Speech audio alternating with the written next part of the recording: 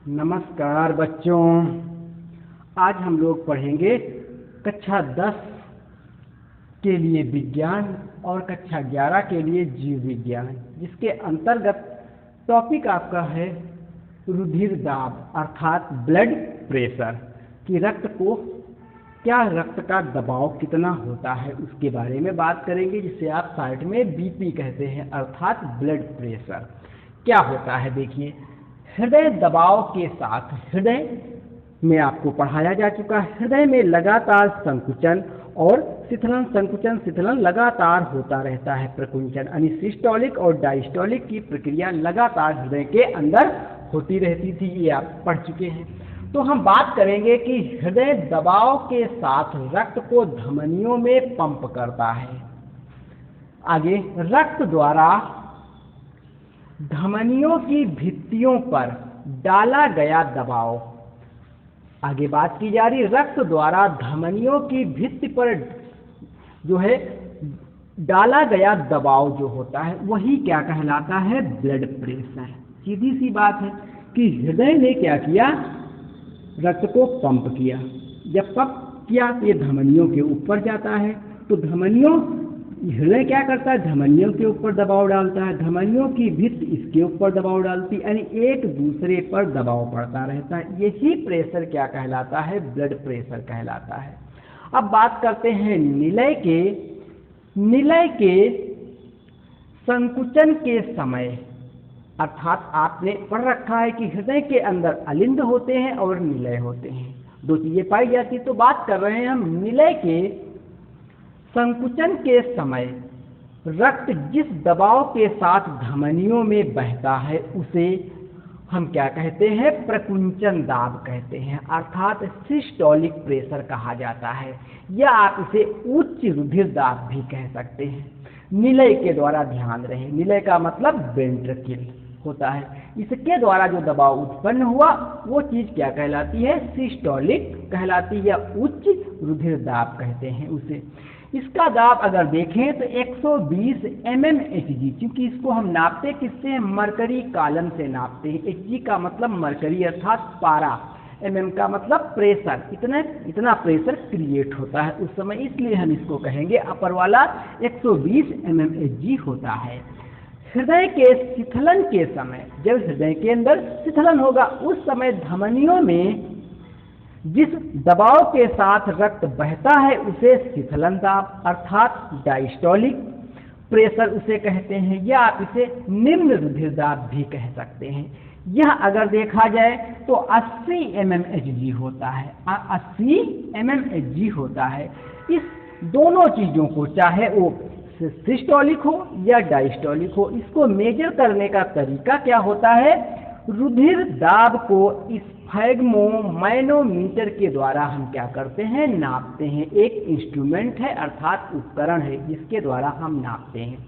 तो सामान्य रूप से उपकरण में हम क्या करते हैं, आपने कभी ब्लड प्रेशर चेक कराया हो तो डॉक्टर क्या करता है, देखिए राइट हैंड, पहली बात तो जब भी जो बांधा जाता है कप आपने देखा होगा वो राइट हैंड में बांधा जाएगा। लेफ्ट हैंड में अगर बांधा जाता है तो एक्यूरेट नहीं आएगा, करीबन 2 mm के आसपास Hg कम निकलेगा। तो राइट साइड में बांध दिया जाता है यहाँ पर, और यहाँ पर क्या है ये देखिए आपके पास, ये यहाँ पर जब बांध दिया गया, बांधने के बाद डॉक्टर हवा जो बल्ब लगा होता है उसको क्या करता है, पुश करता है। पुश करने से मरकरी का कॉलम बढ़ जाता है। मरकरी का कॉलम बढ़ गया, तब तक आप लगभग 180 के आसपास फिल कर दिया हवा। जब एयर इतनी फिल कर दी गई उसके बाद धीरे धीरे नाप को डाउन किया जाता है और ले लिया जाता है स्टेथोस्कोप, इसको लगा करके कान में सुना। अब क्या सुना जाता है, इस बात को ध्यान में रखना है।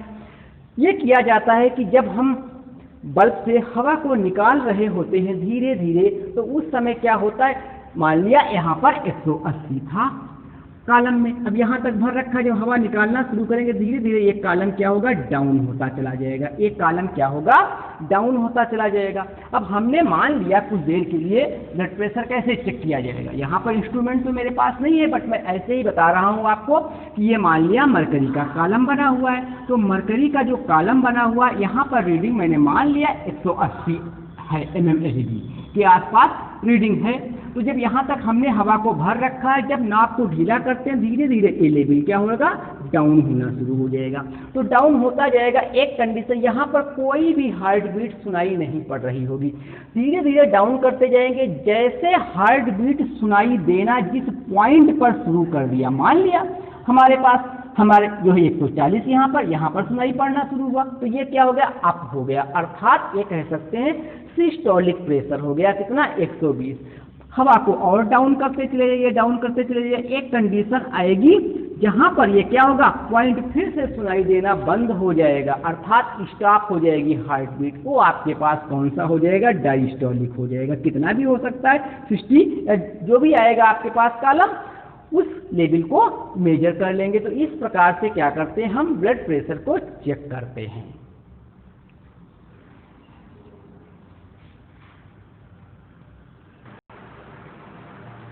देखिए आगे हम लोग बात करेंगे हृदय से संबंधित ही कुछ है प्रॉब्लम, इसका नाम है पेस मेकर। पेस मेकर, तो पेस मेकर क्या होता है, इस पर टिप्पणी पेपर में पूछी जाती है कि पेस मेकर क्या है। तो देखें, जब हृदय की सिरा अलिंद गांठ, आप याद करें आपको एक ऐसे नोड और ए बी नोड बताया गया था, जब चित्र बनाया गया था उसका और उसमें समझाया गया था तो आपको बताया गया था सिरा अलिंद गांठ एक होती है नॉट, क्षतिग्रस्त हो जाती है या फिर ऐसा हो सकता है कि कार्य करना बंद कर देती है। भाई जो आपके पास क्या है, सिरा अलिंद गांठ है, या तो काम करना बंद कर दे या किसी कारण से क्षतिग्रस्त हो जाती है, तो हम क्या करते हैं, ऑपरेशन के द्वारा ऑपरेट करना पड़ेगा पेशेंट को। और ऑपरेशन के द्वारा क्या किया जाएगा, कृत्रिम रूप से पेस मेकर हृदय में लगा दिया जाता है। यह हृदय की गति, इसका काम क्या होता है, हृदय की गति तथा रक्त प्रवाह को सामान्य बनाए रखने में सहायक होता है। देखिए आपको जब मैंने हृदय पढ़ाया था तो ऐसे बता रखा था, आप थोड़ा सा बैक साइड में जाएं और ध्यान दें, ऐसे हृदय की रचना थी। यहाँ पर एक नोड बताया गया था, देखेंगे आपके पास एक नोड लिखा हुआ था, साइनो आर्टिकुलर नोड कहा गया था, वो यही नोड है। यही नोड के द्वारा क्या होता है, लगातार वाइब्रेशन, क्योंकि हृदय को भी चलाने के लिए कहीं से ऊर्जा चाहिए, जनरेटर चाहिए कुछ ना कुछ, तो ये क्या करता है, लगातार कंपन कराता रहता है। और किसी कारण से ये गांठ जो है, जो नोट है, अर्थात ये क्या काम करना बंद कर देता है। जब काम करना बंद कर देगा तो क्या होगा, इसके अंदर जो संकुचन और शिथिलन की प्रक्रिया हो रही, ये प्रक्रिया नहीं ठीक से हो पाएगी। एकदम अगर बंद हो जाती तब तो पेशेंट की डेथ ही हो जाती है, उसमें कुछ कहने की बात ही नहीं, ऑपरेशन की जरूरत नहीं पड़ेगी। लेकिन जब ठीक से काम नहीं कर रही है, अर्थात पूरे शरीर के अंदर रक्त का प्रवाह सुचारू रूप से नहीं हो पा रहा है, उसकी संकुचन की या शिथिलन की जो दर है बहुत घट गई है या बहुत ज़्यादा हुई है, कोई भी कारण हो सकता है, तो उस स्थिति में हम क्या करते हैं, सीने के पास में यहाँ पर एक आर्टिफिशियल इंस्ट्रूमेंट है जिसका नाम, जो उपकरण है जिसका नाम पेस मेकर है, इसको लगा दिया जाता है। तो ये क्या करता है, हृदय की गति को जो है लगातार संकुचन और शिथिलन को बनाए रखता है। जब ये बना रहेगा तो ओब्वियसली क्या होगा, आपके पास रक्त का जो प्रवाह है ये ऑटोमेटिकली मेंटेन हो जाएगा। तो इस प्रकार की समस्या इसमें आती है। तो सवाल पूछा जाता है, पेस मेकर किन लोगों को लगाया जाता है, तो किन लोगों को लगाया जाता है, जिन लोगों की सिरा अलिंद गांठ में का नष्ट हो जाए, डैमेज हो जाए या किसी कारण से कार्य करना बंद कर दे, उन्हीं मरीजों के अंदर पेस मेकर उपकरण का स्थानांतरण किया जाता है या लगाया जाता है, आप ऐसे समझें। अगला देखिए बीमारी जो आपके पास आती है जिसका नाम से बहुत ज़्यादा परिचित है, एंजाइना। देखिए इसमें क्या होता, आपको तब भी पढ़ाया गया था कि कोरोनरी धमनियाँ क्या होती। हमने कहा था हृदय को भी तो जिंदा रहना है, तो हृदय को लगातार चलाने के लिए पूरे शरीर को तो वो रक्त दे रही है, लेकिन हृदय की दीवारों को भी रक्त चाहिए।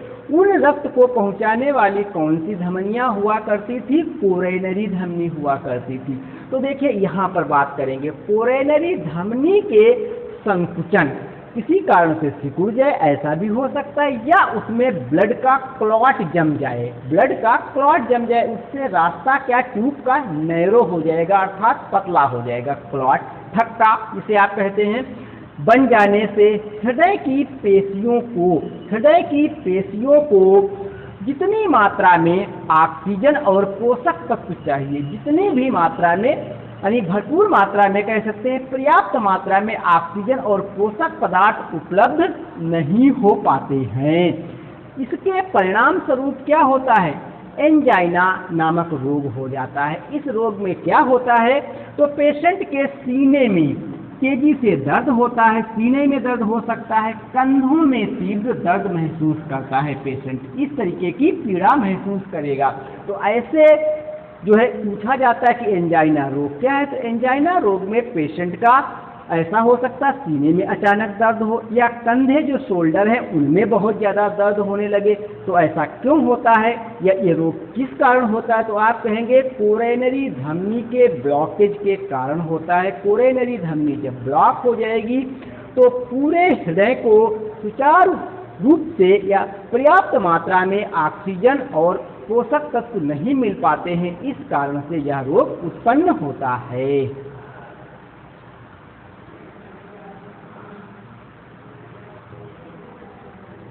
आइए आगे देखें, तो हम लोग आगे देखेंगे हृदय से संबंधित, उसी टॉपिक से संबंधित है, अर्थात हृदय आघात, हार्ट अटैक कैसे होता है।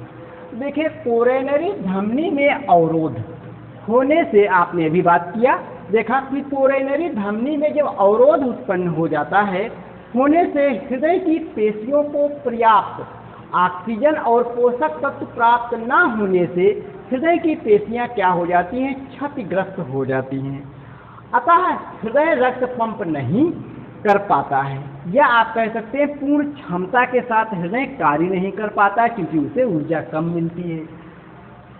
जब पूर्ण क्षमता के साथ कार्य नहीं कर पाता है तो इस दशा को ही हम क्या कहते हैं, हृदय आघात अर्थात हार्ट अटैक कहा जाता है। कुछ अटैक हृदय का अलग नहीं है, हृदय का पूर्ण रूप से कार्य ना करना या आंशिक रूप से कार्य करना, पूर्ण क्षमता के साथ कार्य ना कर पाना, यही मेन कारण होता है। अब देखिए, एक दो नोट के मैंने लिख रखा है, तो आप देखें हीमोग्लोबिन से, क्योंकि आपने पढ़ रखा है कि हीमोग्लोबिन क्या होता है, हम बताएंगे यहाँ पर हीमोग्लोबिन का सूत्र क्या है। तो देखिए, हीमोग्लोबिन में कार्बन, हाइड्रोजन, नाइट्रोजन, सल्फर और आयरन देखिए यहाँ पर उपस्थित हैं। तो कार्बन के अगर मॉलिक्यूल देखा जाए तो आप देखेंगे 3032 आपके पास, इतने आपके पास कह सकते हैं 3032 कार्बन आपके पास हैं। जबकि हाइड्रोजन देखें तो 4816 हाइड्रोजन मॉलिक्यूल्स लगे हुए हैं। ऐसे नाइट्रोजन की बात करें तो 780 आपके पास नाइट्रोजन के मॉलिक्यूल्स लगे हैं। ऐसे 8 सल्फर के, आयरन के 4, ये आपके पास बनकर जो पूरा आया कंप्लीट हीमोग्लोबिन का फार्मूला बनकर के आया। आइए दूसरा पॉइंट देखें कि हृदय, प्रत्येक हृदय स्पंदन, इसका मतलब क्या हो गया, प्रत्येक हार्ट बीट की मैं बात कर रहा हूँ, दिल की धड़कन की बात कर रहा हूँ। प्रत्येक हृदय स्पंदन या कह सकते हैं प्रत्येक दिल की धड़कन के समय अलिंद व निलयों, निलय का मतलब दो निलय होते हैं, का प्रकुंचन तथा अनुशिथिलन एक निश्चित क्रम में होता रहता है। इसे कार्डियक चक्र कहते हैं। पूरा शिथिलन, संकुचन, अनुशिथिलन, संकुचन, अनुशिथिलन एक बार में जितनी पूरी प्रक्रिया होती है वह कहलाती है एक कार्डियक चक्र। इस पूरे कार्डियक चक्र में अगर देखा जाए तो समय कितना लगता है, 0.8 सेकेंड का समय लगता है, 0.8 सेकेंड का समय लगता है। एक कार्डियक चक्र पूरा होने में, मानव के हृदय का पूरा एक कार्डियक चक्र पूरा होने में 0.8 सेकेंड का समय लगता है।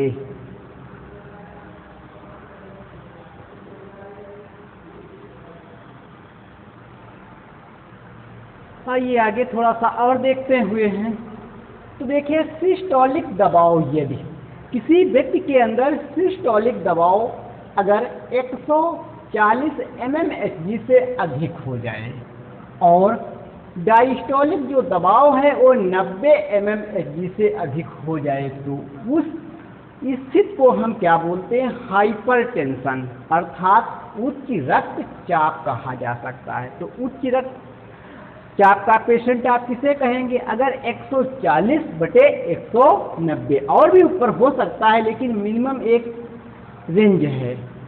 क्योंकि मेडिकल काउंसिल ऑफ इंडिया का कहना है कि अगर 139 भी लिखा है और mmHg इतना प्रेशर आ रहा तो हम उसे हाइपर जो है टेंशन का पेशेंट नहीं बोल सकते हैं, क्योंकि वो एक किसी कारण से हो सकता है, गुस्से की वजह से या कोई इसको चिंता हो, बहुत सारे कारण हैं, इनके कारण भी ब्लड प्रेशर कभी कभी बढ़ जाता है और फिर गिर भी जाता है, कम भी हो जाता है, कहने का तात्पर्य। तो सामान्यतः जो एक डाटा है वो 140 mmHg/90 mmHg से शुरू होता है, जिसे हम हाइपरटेंशन की फर्स्ट कैटेगरी में रखते हैं।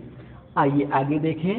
किसी भी कारण से ऐसा भी हो सकता है कि रक्त का जो दबाव है वो कम हो जाए, तो कमी की अवस्था को हम क्या बोलेंगे, हाइपोटेंशन। Hypertension, hypotension. हाइपर माने होता है अधिक, हाइपो माने होता है कम, टेंशन माने दबाव, टेंशन माने दबाव। तो देखिए हाइपोटेंशन का मतलब लो ब्लड प्रेशर कहते हैं। अगर किसी एडल्ट पर्सन की बात किया जाए तो सिस्टोलिक अगर देखें यहाँ पर ब्लड प्रेशर 100 mmHg अर्थात 100 mmHg से कम मिलने पर भी कह सकते हैं उन्हें हम अल्प अर्थात अल्प रक्त जो है दाब का मरीज माना जा सकता है। यानी हाइपोटेंशन अर्थात लो ब्लड प्रेशर के पेशेंट को कंसीडर किया जा सकता है जब 100 से कम आंकड़ा हो जाए। कौन सा, ये ध्यान रखने वाली बात है, सिस्टोलिक की बात की गई है यहाँ पर। सिस्टोलिक प्रेशर, जो सिस्टोलिक सामान्य कितना होता था, 120 होता था, जबकि डायस्टोलिक सामान्य कितना होता है, 80 mmHg होता है। तो पेपर में कौन सा प्रश्न पूछा गया है, सिस्टोलिक पूछा या डायस्टोलिक, उसके आधार पर आपको लिखना पड़ेगा। अप वाला जो होता है, उच्च वाला, वो आपके पास सिस्टोलिक है, जो नीचे लिखा जाता है वो डायस्टोलिक अर्थात कम वाला होता है। ये बात ध्यान रखें। तो आशा और विश्वास है कि ये कुछ छोटे छोटे टॉपिक थे जो टिप्पणी के रूप में पेपर में आपसे पूछे जाते हैं। इन्हें आप देखें, पढ़ें और समझने का प्रयास करें। इसी के साथ जय हिंद, जय भारत, और अगले वीडियो में फिर मिलेंगे बच्चों।